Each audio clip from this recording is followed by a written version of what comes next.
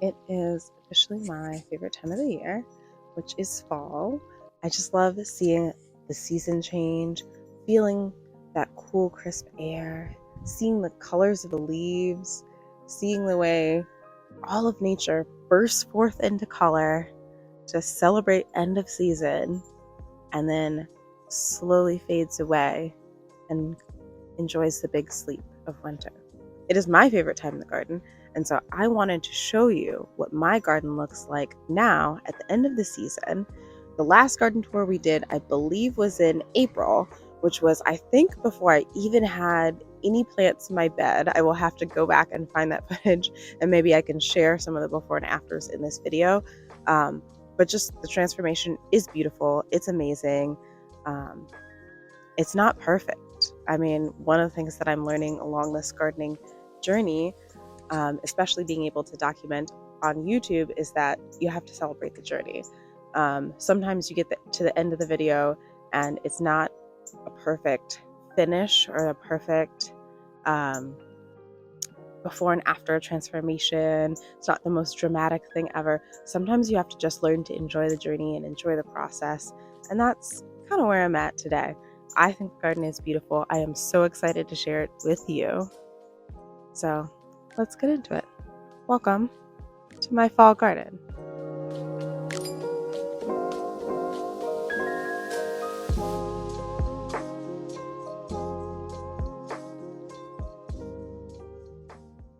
Here in my native plant pollinator garden, which is very much still a work in progress, I have some mint from the previous homeowner's garden. I don't know what type of mint this is, but I did not plant it, and it is very difficult to get rid of it. So for now, I'm living with it. It is pretty. It does smell great, so that's a benefit.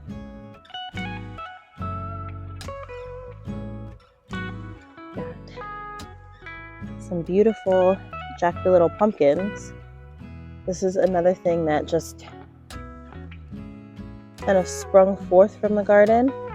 I didn't necessarily plant it. I don't really know how they got here, but I mean, can't be upset about pumpkins. Like, these are gorgeous. We're obviously still getting some damage from the groundhogs, although since we have gotten the dog, it does seem like the groundhogs are in the garden less, slightly less, whenever he's not here.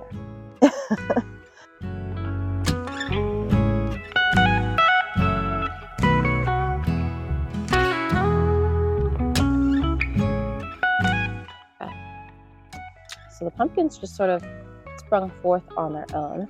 But the things I planted were this milkweed here. This is a swamp milkweed. This beautiful plant here is a wild senna. I see it's starting to set some seed pods, which is really exciting. Maybe we'll be able to harvest some seeds and propagate this plant. Another little pumpkin baby down here. I'm not doing any harvesting today. I'm hoping maybe this weekend I can get out and grab some flowers and some veggies to bring inside, and I will bring you along on that journey as well.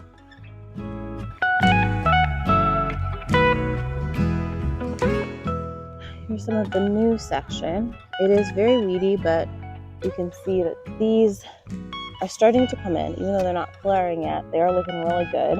And in this section, you can see sort of, here's the perennials that I planted, and here's just a bunch of weeds, a lot of which actually look like tomato plants. This was a vegetable garden before I moved in, so there are a lot of still seeds of things in the seed bank that I didn't plant. So this section, it looks like, mostly has been damaged. This is a rudbeckia that obviously has been, it's a rudbeckia, it's been eaten down by animals. I don't know whether that's the groundhogs or whether it's deer. Also a lot of black-eyed Susans. I planted black-eyed Susans in this section, also echinacea. Some of this is just having a harder time getting established because of the pest pressure, but I'm hoping that next year we'll be doing a lot better. This pretty guy, which is believe a butterfly weed. Let's see if I can find a tag. Intermingled with all kinds of weeds I didn't plant, of course.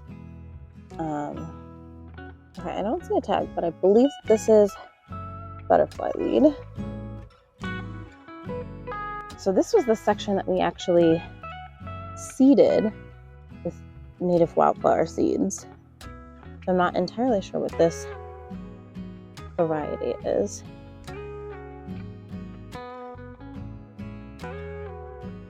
It's really pretty. I'm excited to harvest some of these flowers to bring in as cut flowers. And then coming out from our native pollinator garden section here towards the fence and towards the front yard, coming into the backyard, we now have our 2 apple trees, one behind me here and one that's over here. And these are pretty much done fruiting for the season. There's still some fruit on them, but mostly that fruit is all bug eaten at this point. I did try to harvest as much as I could, and I plan on canning some applesauce and apple butter. If you're interested in seeing that in a future video, let me know. I would love to show you some of my food preservation and sort of how I'm using the things that I'm harvesting from the garden as well. So if you're interested in that, definitely comment down below and let me know if that's something that you'd like to see.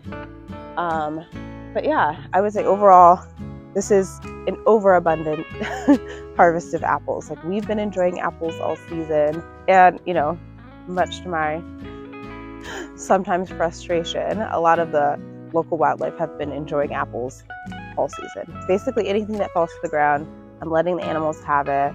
I'm thinking that I might try to, depending on whether or not I can borrow a ladder from someone, pick clean all the rest of the apples, take inside what I can use.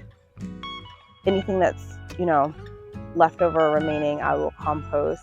Anything that's already been, you know, chewed through, eaten, whatever, I'll just compost those so that I can be done with the apple season.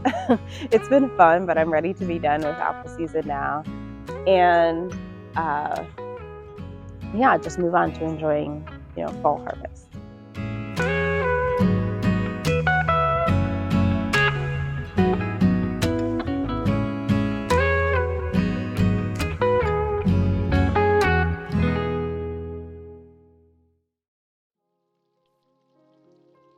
Okay, here in this section was where we planted our raspberry and blueberry bushes. The raspberries are looking super, super healthy. A lot of these are the ones that I transplanted from just the extra shoots and off growths from my mom's garden that she didn't want. She gave me some baby plants to plant here in the garden, and those ones are the healthiest raspberry bushes. You can see how big this one is.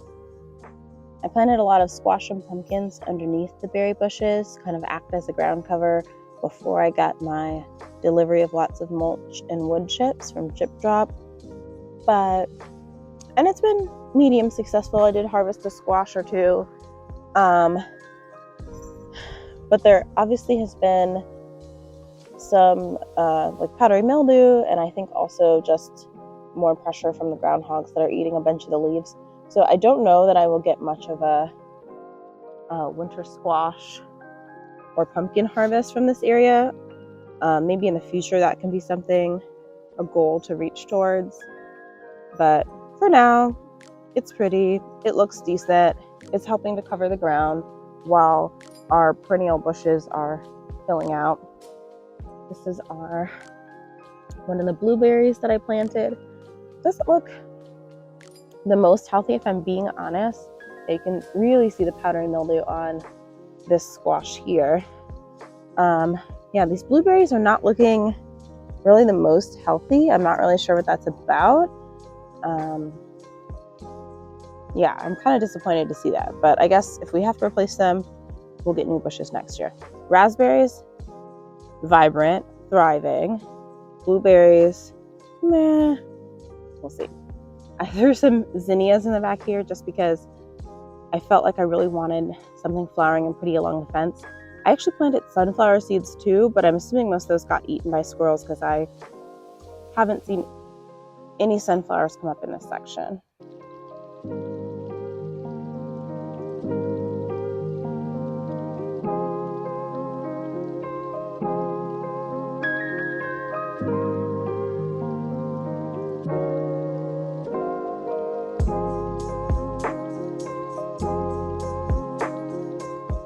As you can see, the front gate entrance, or the native pollinator area, leads right into this food forest area along the path that we created together. And then I've got sort of my kids' toys right there. And then behind me you can see the 2 apple trees. The one that produced the most apples is this one back here. And I'm sure you can tell by the number of lack of apples on the ground. This one back here didn't really produce much at all. I'm not exactly sure why that is.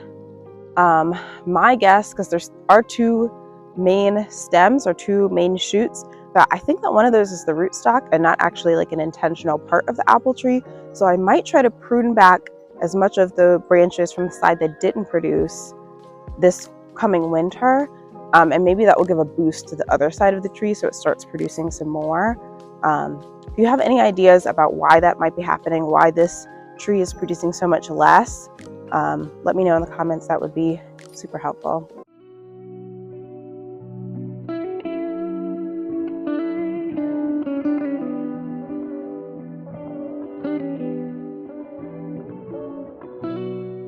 Earlier in the season, we had a major loss of most of our tomatoes and peppers due to the pest pressure, due to the groundhogs have gone after my tomatoes. You can see that I took it clean off and even ripped it out of the ground. I don't really know what to do at this point. Do I leave them in? Do I start over with new seedlings?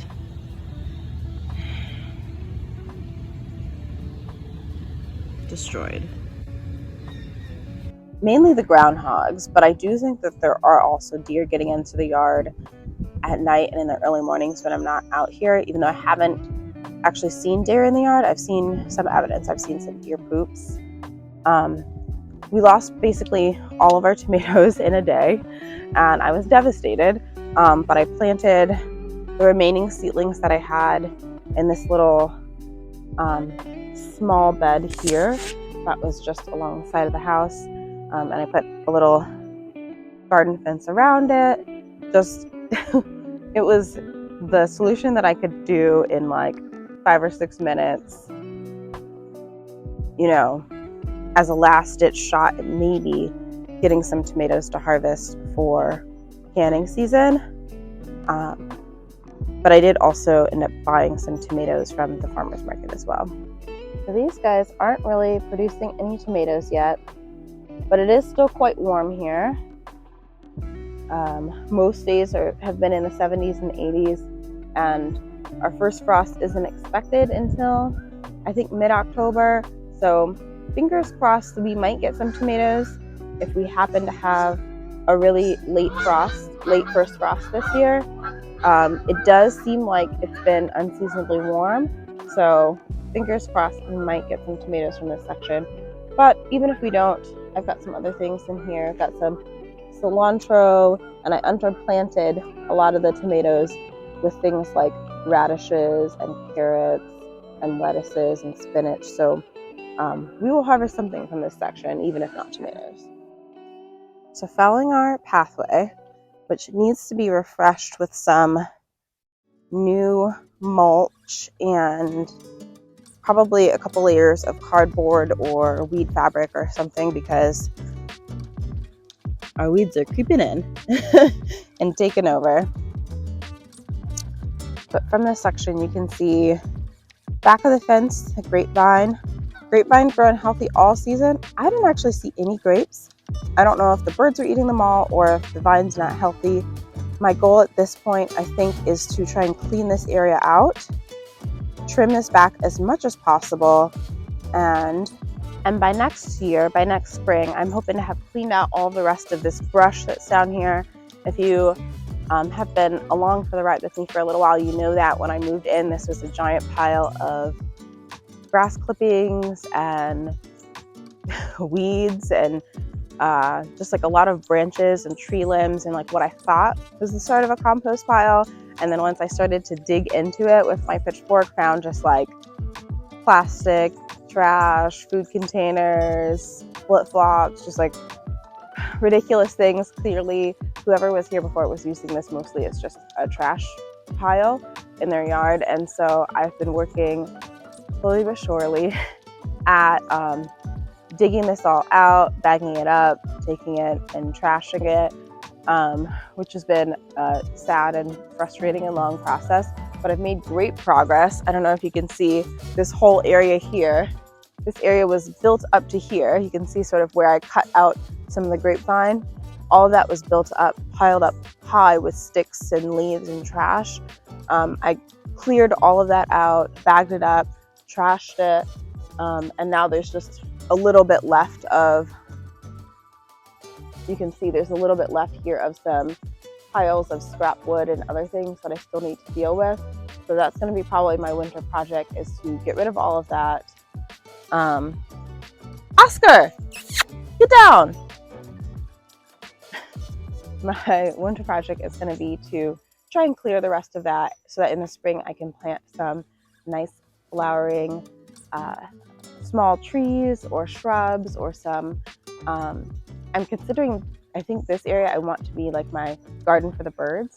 So lots of native trees, things that have berries in the winter, things that are gonna attract, you know, caterpillars and other insects that birds can eat, so that I can sit out here in the backyard and just enjoy some casual bird watching and just commune with nature and have still have some cover. I still want some foliage or something at my back fence, you know, for privacy and also just to have something beautiful to look at. So I still want there to be things planted here, but the grapevine doesn't seem to be producing, and so it seems that I probably can remove that, obviously remove the trash, and then put something beautiful here instead. So that's the hope and the goal for next year.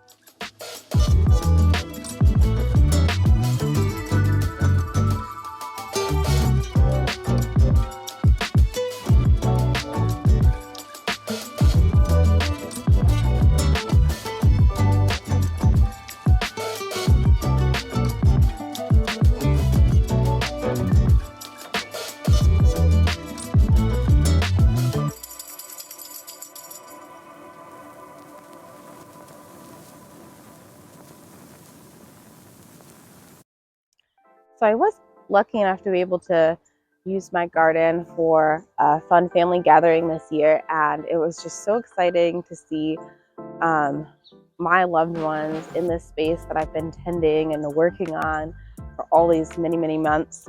And I really feel like this space here where I've got the chairs staged is the ideal space for me to put in my backyard fire pit area. So I've started to collect some materials. I've got some sand, and I'm going to be getting some, what are those things, like the paving bricks, like retaining wall bricks, the like rounded ones. On Facebook Marketplace, I saw a lot of folks who were selling those for a pretty reasonable price. So my hope is to be able to build a fire pit with some of those retaining wall bricks in this area here, and make this sort of like my lounge hangout spot. And then all along the back fence, some like really beautiful native shrubs, maybe some low, some like shorter understory flowering tree shrubs, some things like dogwood maybe, and then also some berry bushes, things like winterberry or yeah, I'll have to do some research, but I'm hoping to add some berry bushes. There is kind of a sad old swing set back here which we do occasionally use, but it's very clearly leaning and not in the best condition. So one of my hopes for next year is to replace this with a safer, newer play structure with swings for my little one, and then actually move it forward into the yard so that this back area can be more, can be turned into more naturalized landscaping. and all of the play equipment can sort of be centralized in just one area. Yeah, so that's the hope, is that we'll have some pretty bushes back here.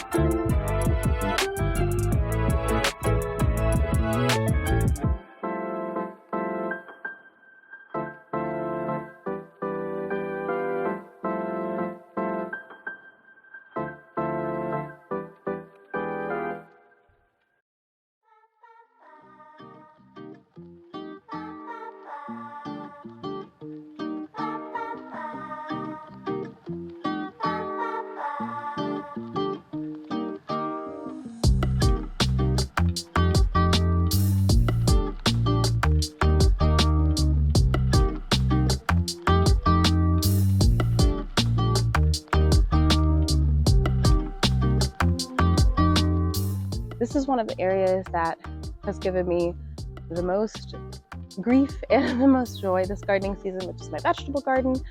I was able to purchase some fencing to cover at least 2 of my garden beds.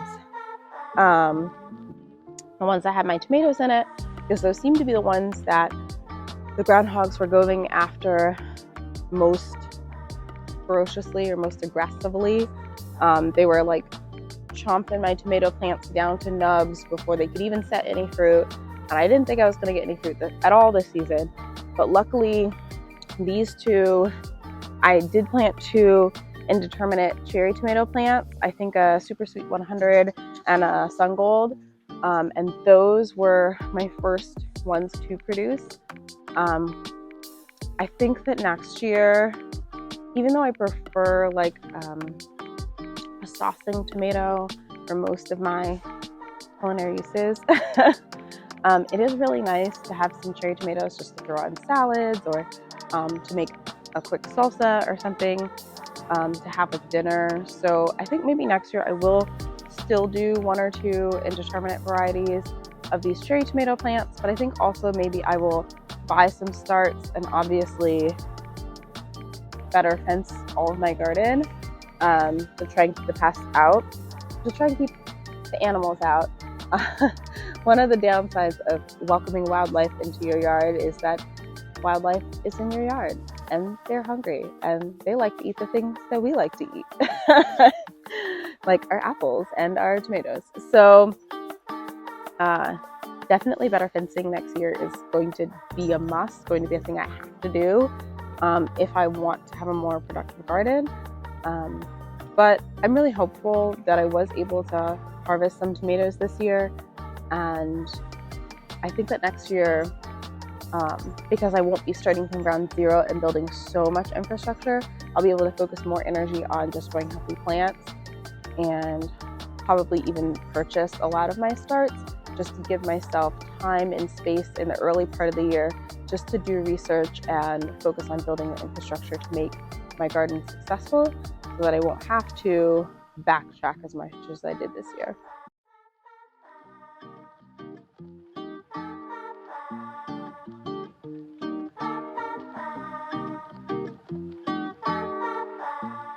I've started to replant my green stock. I took out some of the things that were done for the summer. A lot of things like this dill I let go to seed, and I'm just gonna kind of drop those seeds wherever, and hopefully it plants itself next spring. And I also started some like lettuce greens and some cilantro, just so that I could have a couple things going for winter. And I have a couple starts for winter veggies that I'm hoping to get out into the garden after the tomato season is done. All right. One of my major garden accomplishments for the year was actually, oh, this does not look great in here. I'm gonna have to deal with this.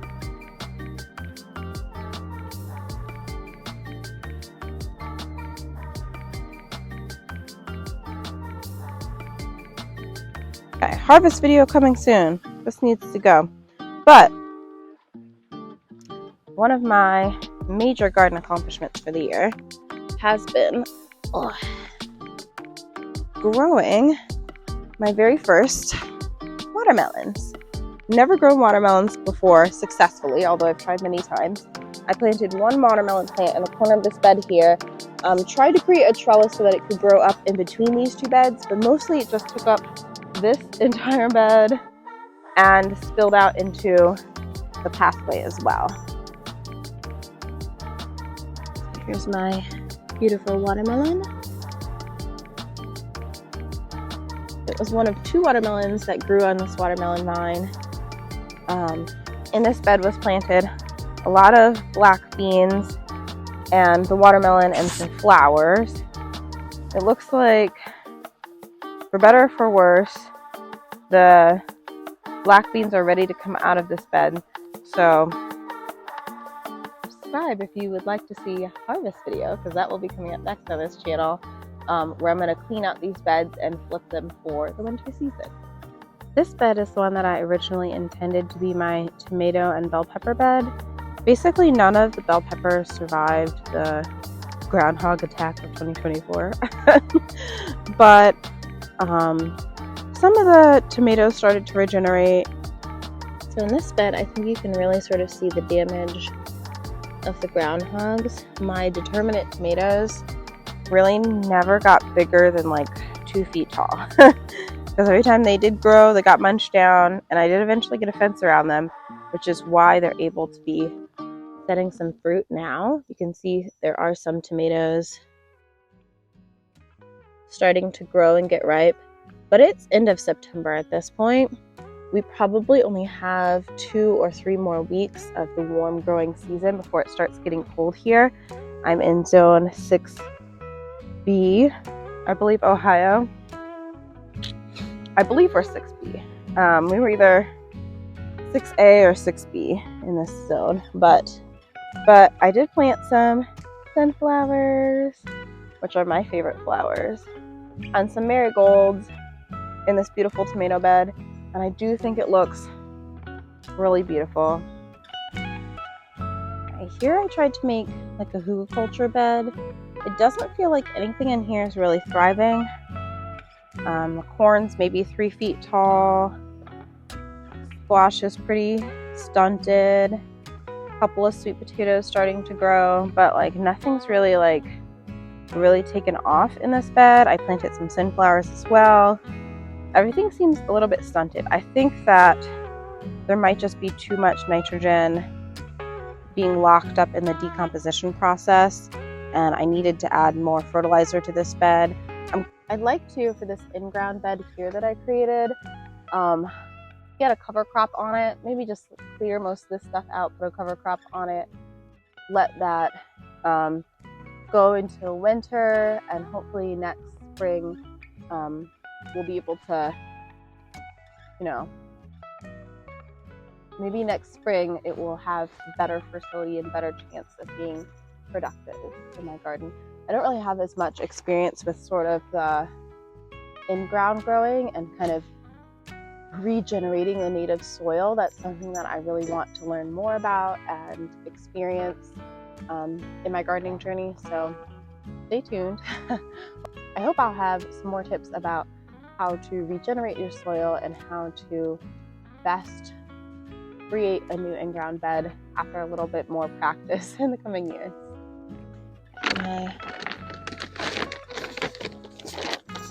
Last thing that I wanted to show was my sweet potato bed. It mostly just looks like this. Lots and lots of green leaves.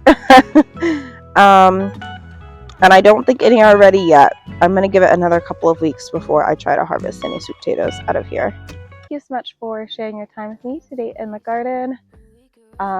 It has been such a fun gardening season, and I can't wait for even more adventures later this year, cooking, preserving, and planning for next year's garden. If you would like to follow along on my journey, don't forget to hit that subscribe button and ring the notification bell so that you are sure to hear about all my upcoming videos. And if you'd like to see some canning, preserving, fun cooking videos using some garden fruit and veggies, comment down below and to let me know that you'd be interested in seeing that, and I will be sure to include that in my upcoming future videos. Thanks so much, and I'll see you soon. Bye-bye.